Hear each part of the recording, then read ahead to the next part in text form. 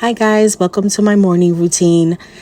Today, after I wash my face, I use my Laneige Lip Mask. I absolutely love it. It makes my lips feel so moisturized and it makes them soft. I use it in the nighttime too. Now I'm using my Estée Lauder Micro Essence. This is a skin activating treatment lotion. I keep it in the refrigerator so it's nice and cold. When I put it on, my face feels so refreshed and it doesn't feel tacky at all. It makes you feel amazing and the results are very good.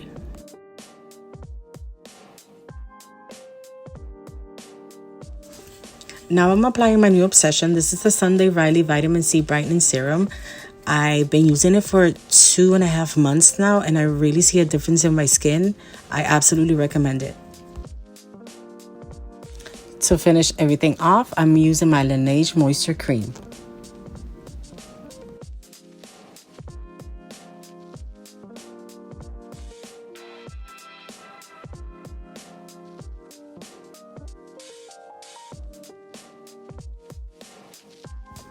And that is it. That is my skin morning routine.